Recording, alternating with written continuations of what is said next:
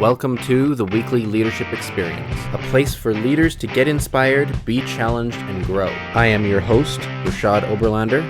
Let's get started.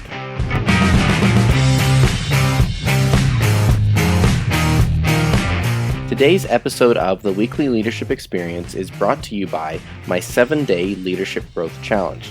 It's a free challenge that I've created, and it's delivered by email over the course of 7 days. I've created 7 compelling questions to challenge various aspects of your leadership, the way you lead, and why you lead. Go to rashadoberlander.com and scroll down until you find the 7-day leadership challenge, or look for the link in the show notes. And now, on with the show.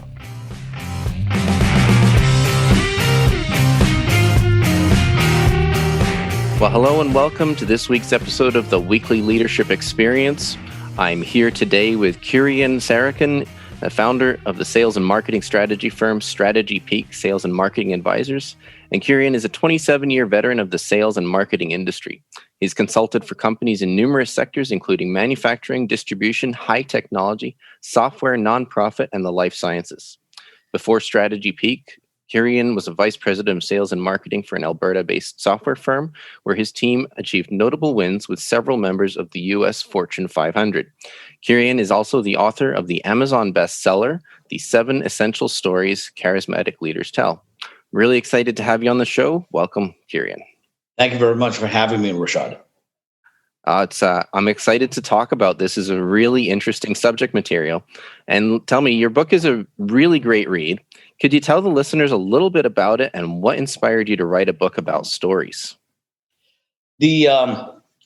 What I had realized during the last couple of decades of consulting and working with all sorts of different startup companies and new divisions of companies that are, trying to get going, is that they all struggled with this idea of how to gain market traction. And what is it that they're really trying to sell?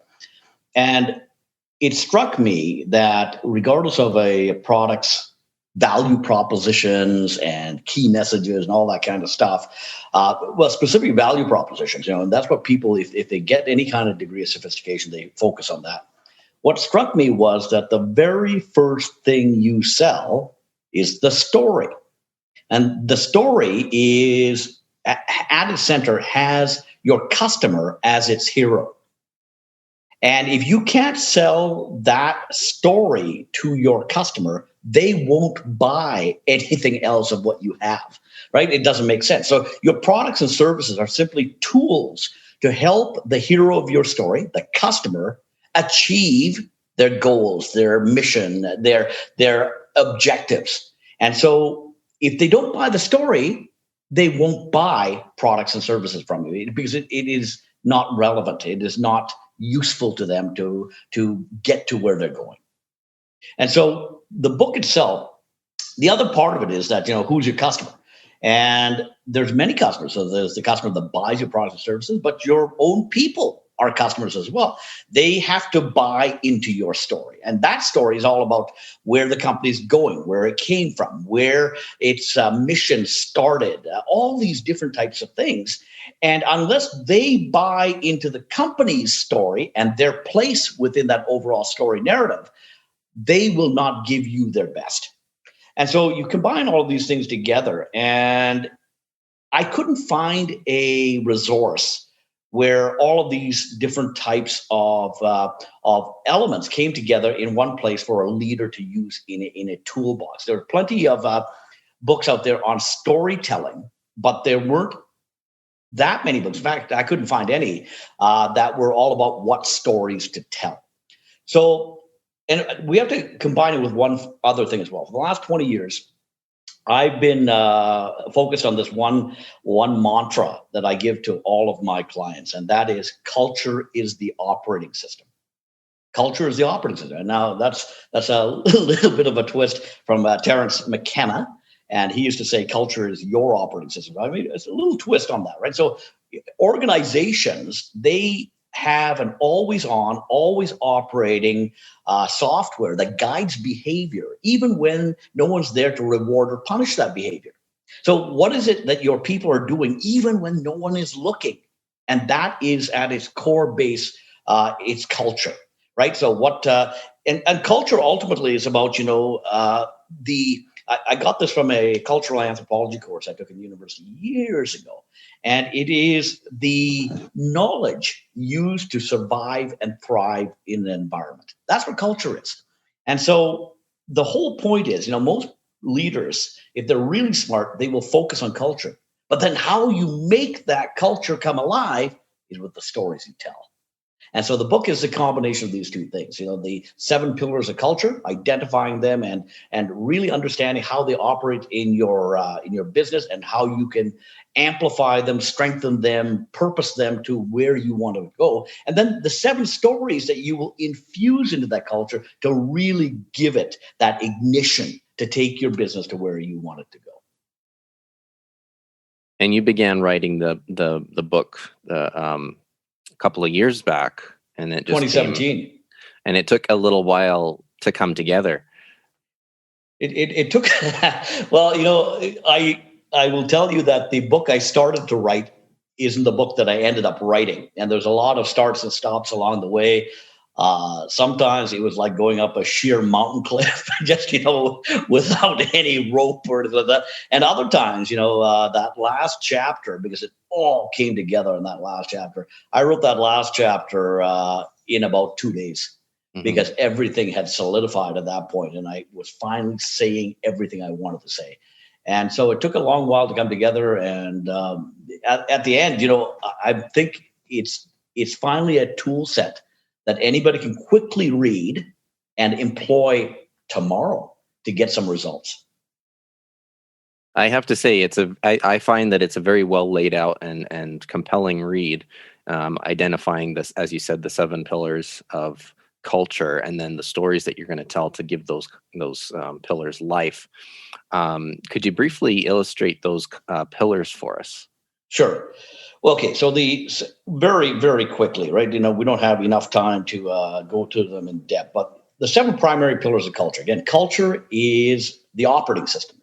Culture is and ultimately it is the knowledge used to survive and thrive in your environment. So the ecosystem that your business operates in, the overall industry, the markets it serves, all those kinds of things, right? So the 7 pillars of culture, they are in the following order. 1, social organization. How is your business structured? Are there multiple levels and hierarchy, or is it a flat organization? And none of these are either good or bad. It's what actually works for you specifically to give you competitive advantage. 2, language and writing. And so what is the vernacular you use? What is the way you communicate in the organization? So we have a company in the Edmonton region called Champion Pet Foods, championships internationally, very high-grade, high-end pet food. They very specifically use the word kitchens to describe where they produce the food. Okay, it's not a factory, it's a kitchen. And they are very deliberate about that. They are ruthless in their enforcement of that word in the organization. And it's clear. The implication is kitchens are where food is produced, right? Factories, they produce a product. What would you rather give Fido? Food, a kitchen, which is where humans dine as well, or a factory-produced kibble pellet. And it's a completely different thing. 3, third cultural element is religion. And people often get concerned when I start mixing business and religion together. But your business does have a religion, but not in the sense of worshiping a deity of some kind of God. Hopefully you don't worship the boss as a god, right? So, that's time to get out now. But what you do worship are the values of the organization. What are the highest aspirations, ideals, values of the organization? And there are then codified ways of observing that, the rituals of observing that. And so there's a religion that's in place there. But again, it's not to worship a god. It is to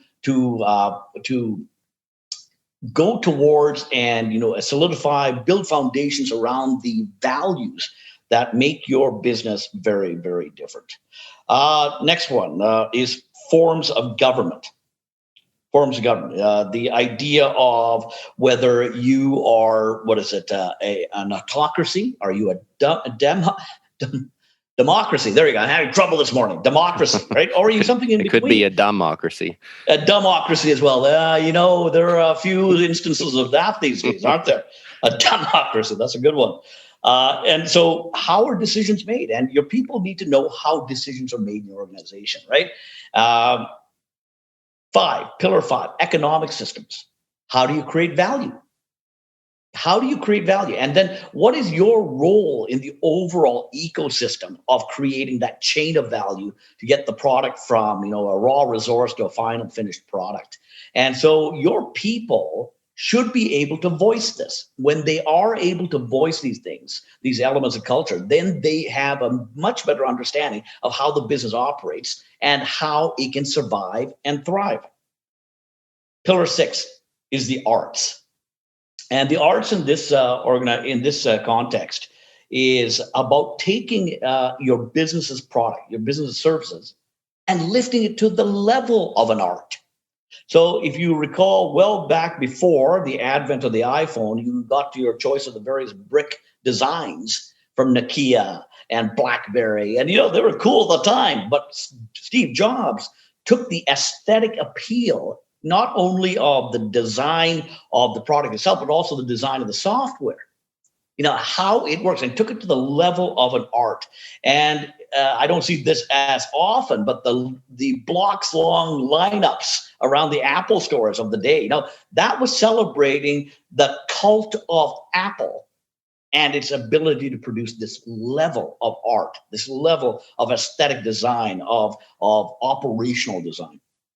And the final pillar is customs and tradition. And customs and tradition, they're primarily there to help people celebrate and to install a routine, a way of operating, acting, but then enforced in a timely calendared basis. So we're recording this on Thanksgiving weekend.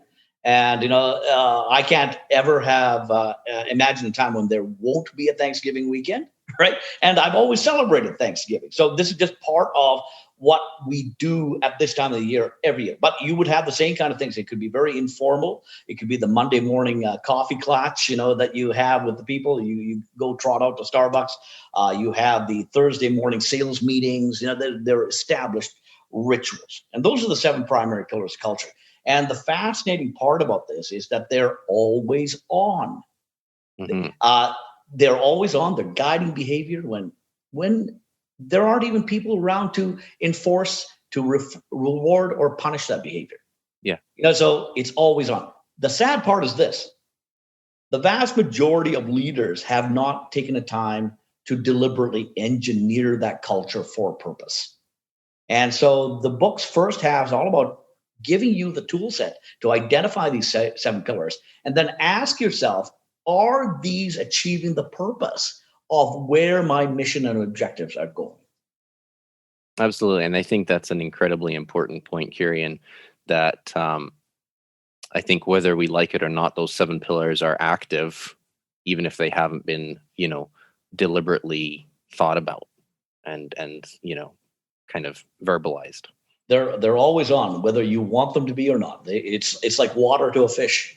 The fish doesn't think about the water, but that doesn't mean it's not given life by that water. And if that water is toxic, it will also be given death by that water. Mm-hmm. And, your book is filled with a number of interesting stories that illustrate the point of each chapter. There's numerous ones in there. I've been enjoying all of these little stories and anecdotes. How did you actually select these stories among so many? And do you have any favorites? So, I have lots of favorites. Let me tell you why the second half of the book is all about stories, because culture by itself operates. But if you want to add if you want to add some high grade fuel to it, to really rocket it forward, you have to infuse it with stories. And so the stories, what I found is that when I was coaching my clients, when I'm coaching our employees, they have a real tough time memorizing facts. They have a real tough time, memorizing rules, policies, procedures. they have very little trouble remembering stories. So when you illustrate a management principle by a story, they can very readily bring this forward. I was in a meeting just recently, and they didn't talk about the principle. They talked about, remember the FedEx story. And and that's all they needed to say, and everybody got on the same page immediately. Oh yeah, FedEx. And that story is something I told them a couple of years ago, and it has stuck in its principle. And one day I'll tell you what that FedEx story is all about.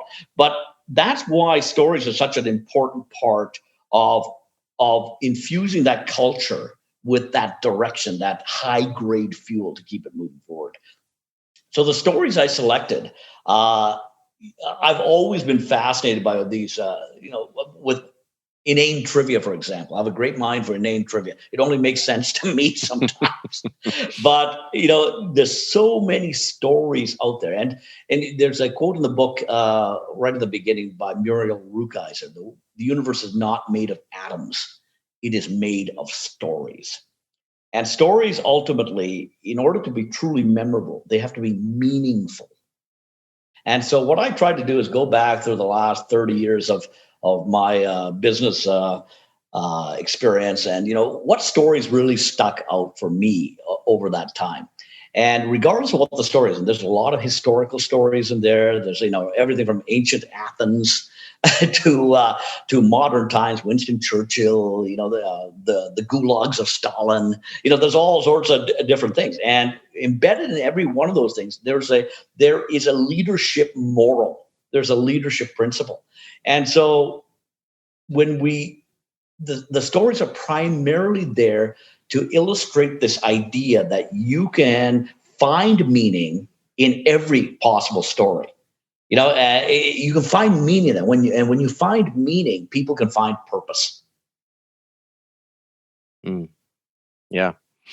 And something that I found interesting, Kurian, is as I was preparing to chat with you today, and reading up a bit about your company and your experiences over the years, I came across a few interesting articles and guest interviews of yours, which predate the book by several years. But storytelling seems to be a consistent theme for you. And I'm just wondering, have you always been aware of the power of storytelling, or when is it that you really became a storyteller? I think we're all natural storytellers, and in fact, you cannot relate anything in your life with meaning and purpose, or let alone keep a person's interest, without putting it into story form. So we're all natural storytellers. I probably just recognized people paid more attention when I told things in story form than if I recited a set of facts and statistics and things like that, right? But I would challenge anybody to try and tell somebody anything, and without putting it in story form, and then put it into story form, and you're going to get a completely different response. It's a completely different response. So in a lot of ways, my storytelling is a natural selection process. It's just what has consistently worked over the years to really get across points, create meaning, find purpose, enable mission. The other thing, and if I'll just do a quick personal anecdote here. Whenever I've gone to like a party or something where there are lots of people that I haven't met yet, and I've always found the simplest thing to do to engage people is to have them tell their story to you. And people's stories are fascinating. Absolutely fascinating. I have met very few boring people. I have on occasion, but very on occasion. But most people, they have fascinating stories, about how they came up, how they got to where they are today, their victories, their struggles, and ultimately, the purpose of the universe. I honestly believe this is to create story. for the amusement of the gods. That's what it ultimately is. Now I'm mixing up some Greek quotes in there and things like that, right? I think the Greek quote, one of them is, men make plans and the gods laugh, because in the old Greek traditions, in their stories of Olympus and such, it was all about, you basically using these humans as pawns, right? Yeah. Tossing it, challenge and right hand curves of various kinds, and see how they would react. But this idea of the universe's purpose to create story for the amusement of the gods, it's sort of, if you take a look around, there's a lot of truth to that. And telling a story is I don't know, it is, like you say, it's a lot more fun and interesting, right? Like you get a lot more out of it, and you can kind of get more meaning and understanding, whether it's your story or someone else's story, when you put it in that kind of a context. Telling a story seems to be quite a popular marketing concept. Like if you speak to anyone who's in marketing or social media, it seems to be like, we've got to tell a story. And what's the story, right? But what is it that leaders really need to understand concerning the importance of what you describe as the strategic narrative? Here's the number one thing.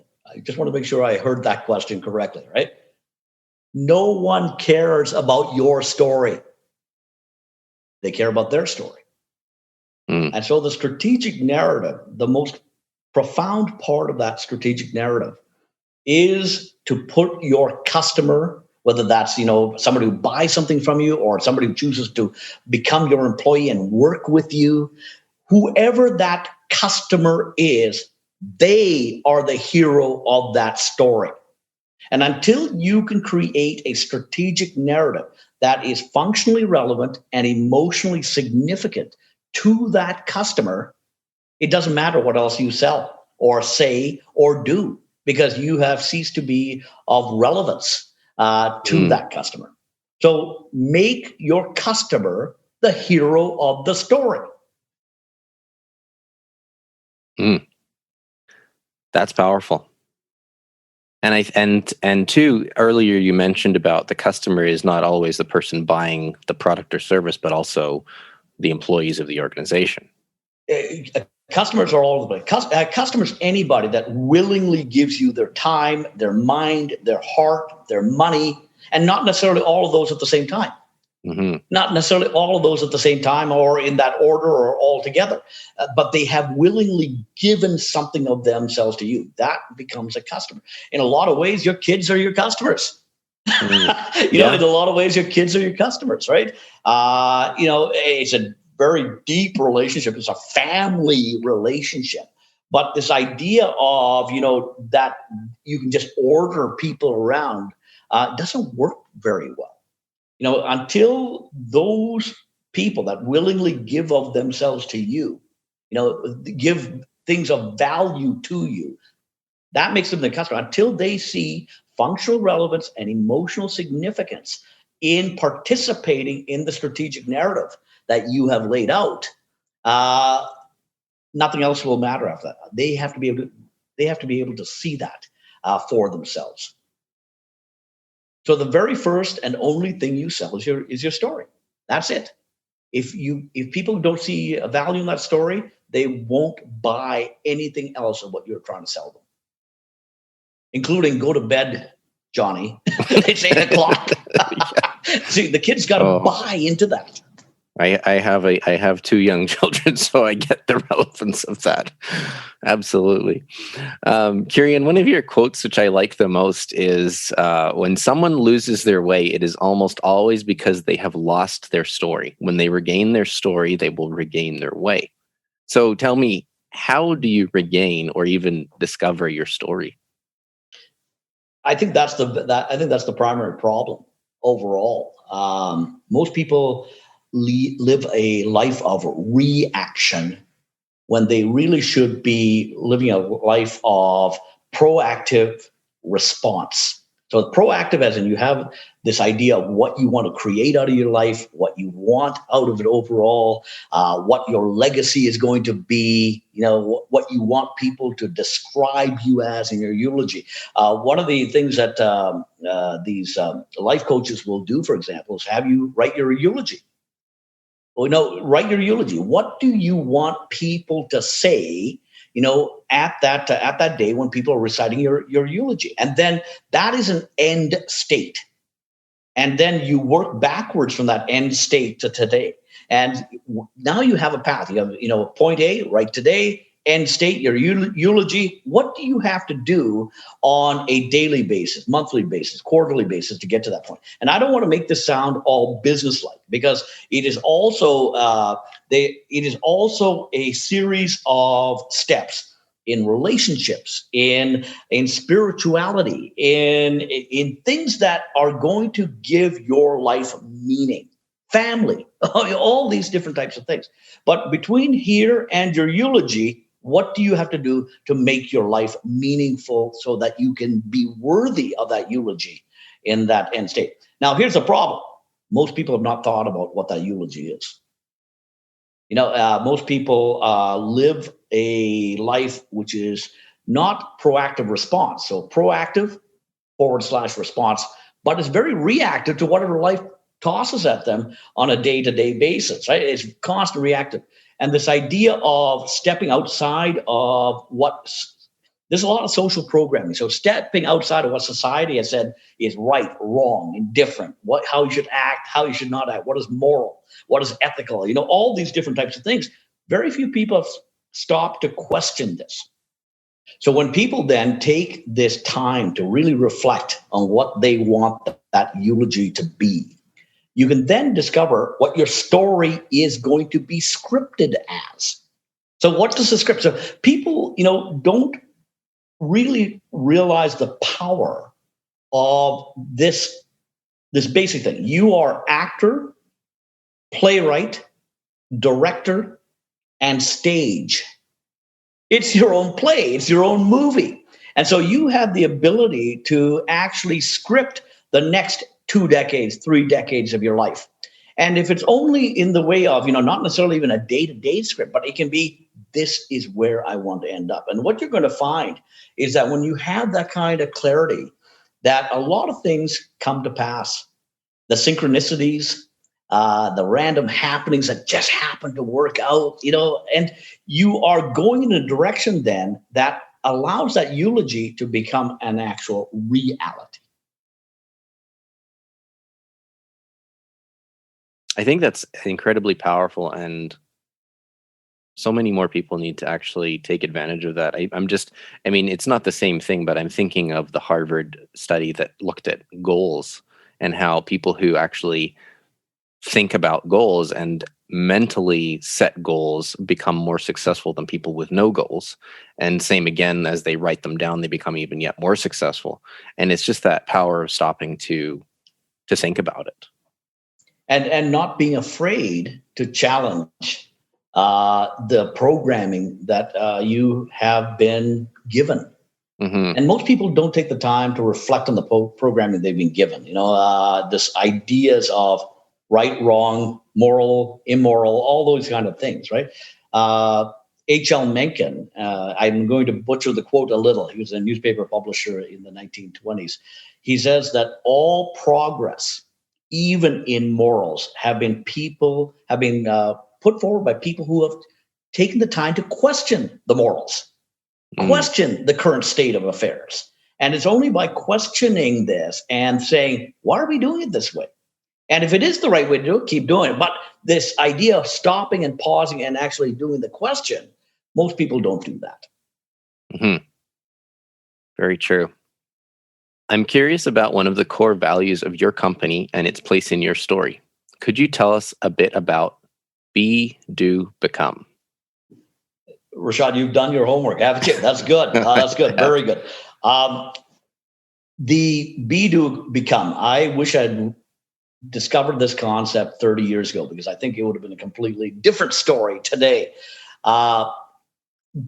Most people are programmed with this idea that if you do something, the action, you will create an effect, which is whatever the outcome is. You get a promotion, you get a reward of some kind, you get ahead in some way. So this idea of do and then become. So this idea, though, of be is more important. And it is my fundamental belief today that your life is a perfect reflection of your deepest identity. Mm. It is your deepest identity. And so that's the be part, so who you are. And there's 3 levels of identity. At the top, there are beliefs as a whole, and these are general ideas. And beliefs are things that you accept as facts, but you can't prove as facts. If you could prove them to be facts, they would be facts. But this is a belief. You have a general belief that this is going to happen. The next level down, getting closer to ground level, is convictions. These are things that you've seen happen over and over and over again. Enough, the beliefs that you've seen happen over and over again that eventually result in this, whatever that outcome is. And now it's a conviction. And the most powerful type of belief is an assumption. It's an assumption. And these assumptions are, like, I'm going to go home today and there's going to be food in the fridge. I'm going to have a hot shower. There'll be money in the bank, whatever it is, whatever those assumptions are. And your life is an absolute perfect reflection of first your assumptions, then your beliefs, and then, assumptions, then your convictions, and then finally at the top level, your beliefs, right? But assumptions are what drive it. Now, here's something that you can probably relate to. Your life will spin on a dime and go in a completely opposite direction the instant that you change one of your assumptions. And the thing that everybody can recall is when you say to yourself, I'm not doing that anymore. And you instantly, bang, your life changes. It is so quick. Relationships are the easiest one to look at that way. I'm not doing that anymore. And people get divorced. People get into different jobs. All sorts of things happen. But the speed at which that happens is what's interesting. You change your assumptions, and you immediately change your life course. Now, the whole trick to this is that be, do, become. So the be part is all about that identity, beliefs, convictions, and assumptions. The way to change your identity, to get more and more of what your eulogy is all about, is to continually move your beliefs down into convictions and your convictions down into assumptions. And if you take a look at your life right now, if I take a look at my life right now, the vast majority of what I have in my life were basically dreams at one point in time. Maybe I could have that, right? Maybe I could have that. And then eventually they became beliefs, then they became convictions, and now they're assumptions, right? And so we have this continual churn in that funnel of activity. Beliefs, convictions, assumptions. I've never stopped to think about it in that way, but that makes a lot of sense. Kurian, as we begin to wrap up our time together today, what is the key thing that you want people to take away about story and culture? Culture is the always on operating system of your company, of your organization, of your relationships. Now, your family has a culture. It's the always on operating system. You have those 7 basic pillars. And either that culture is engineered, is either engineered to create what you want as an outcome, or it's not. It's left to flop around on its own. And the idea of culture being always present, like I said before, it's like water to a fish. It's like water to a fish. And the fish doesn't have to believe in the culture to be given life by it, or in the way of toxic culture to be given death by it. And it debilitates that fish. It may kill that fish. And so the culture is always on. The way to deliberately engineer that culture is to understand what those 7 pillars are all about. And then take a look at if it actually works in the way of delivering that outcome that you really desire for your family, for your company, for your customers, all these kind of things. And that's readily apparent. You just have to look on the faces of your people. You got to see whether that is a vibrant culture that you are delivering to them. Okay, it's something that benefits everybody. The second part of that is cultures don't, even though they always exist, in order for them to be infused with that energy and that vibrancy and that power, you really have to put stories into them. You have to put the stories, and the 7 stories together are the strategic narrative with your customer, whoever that is, with your customer as its hero.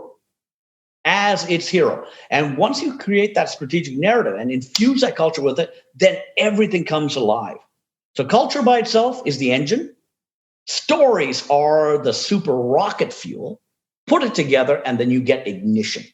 And that ignition is what creates that amazing forward drive to deliver value to everybody. And when I say everybody, all your customers, your people, your the actual clients that buy your products and services, the ecosystem that you operate within, the suppliers that give you the resources.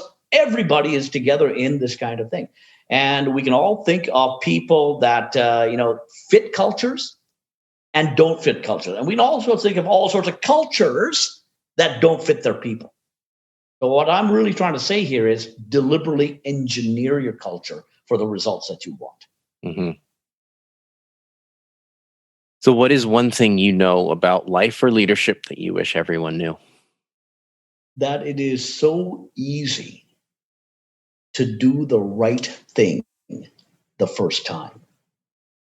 And it is so difficult to undo the wrong thing at any time. So one of the things I always tell my people is just do the right thing. Okay, even if it hurts, because our ability to undo the wrong thing is going to be a much more difficult process. So if I were to sum it up, do the right thing the first time, even if it hurts. Powerful. So your end state, as you mentioned earlier, what is it? What are those 3 words you want to be used to describe your life? I'm at a stage in my life right now that I wonder what the next 30 years is going to hold. And I think I got 30 good years left, right? And it's the first time in my life that I can actually see my clear ability to engineer what those next 3 decades are about. In your 20s, you're trying to figure out how to get ahead in your career, right? Start relationships of various kinds. In your 30s, you're trying to rise in your organization, right? Put away some assets, build that family. In your 40s, you probably start thinking, what's going on? What's really happening here? Am I happy? Am I doing what I want to do? Yet you're on this treadmill now that, you have to finish what you start. You probably have a mortgage. You probably have people depending on you at work.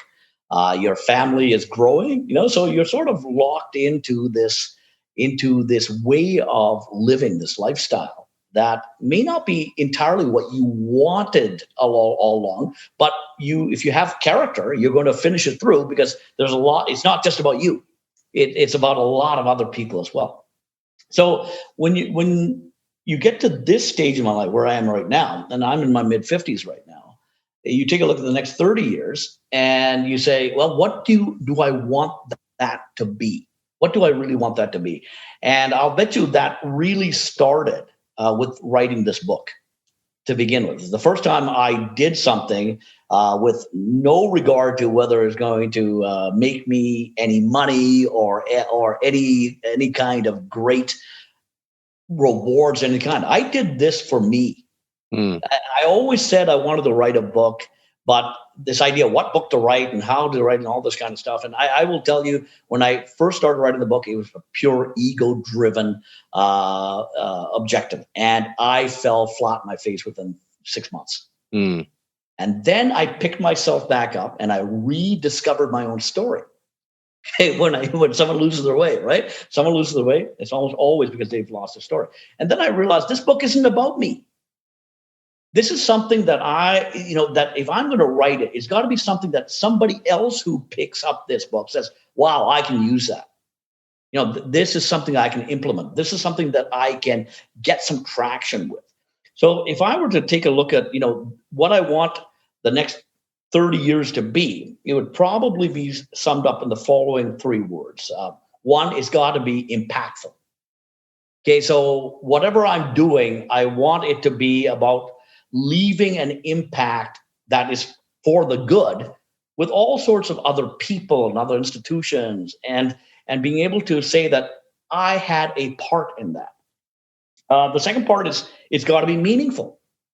It's got to be something that creates joy, not just for me, but it creates joy because it's improved the lives of other people. It's improved their, in the case of just a book like this, business book, it's given them the ability to put a tool set into place that makes their lives easier or more powerful, or it creates better traction, right? And the final thing is this is only book 1. I've already started book 2. And I want to create a series of these books where you can pick it up and read it and be entertained, but at the same time have this light bulb go off and say, I can use that. And so there's 2 things I'm doing. I'm writing my second book, and I'm hoping to have like 5 or 6 additional ones in the series. So the main book here, 7 Essential Stories, and then 5 or 6 ancillary books about more stories to illustrate all sorts of different leadership principles. And then we're going to actually put that into a series of online training as well, right? So we just started that process. So that final word would be legacy. So what are you going to leave behind? We do a lot of things, with the universities, for example. We sponsor some prizes there in entrepreneurship, do a lot of teaching, a variety of things. But, none of those are big money makers by any means. But you do it because you can perhaps give a insight or a piece of knowledge or something that will enable this 20-something-year-old, this 30-something-year-old first-time entrepreneur a leg up very quickly. So the 3 words that I'm hoping that will reflect on my life would be impact, it was meaningful, and there was legacy. Mm. Very, very cool. And I like the thought that you have in that. So I appreciate you sharing that with us today. Kurian, just before we wrap up here, where can people connect with what you're doing, learn more about telling stories, and where can they find the book? Sure. The book is on Amazon. It's actually on all the Amazon sites, Canadian, US, all over the place. And you just have to look up the 7 Essential Stories Charismatic Leaders Tell. And if you want to come check me out on my website, come to strategypeak.com. So strategy and then mountain peak, all one word, .com. And we've got probably over 100 blog posts on there. Especially if you're an entrepreneur, you're going to find a lot of funny and useful stuff on there to put into your own business. Very good. So I will make sure to share those links in the show notes. You can head over to rashadoverlander.com and find those detailed show notes there.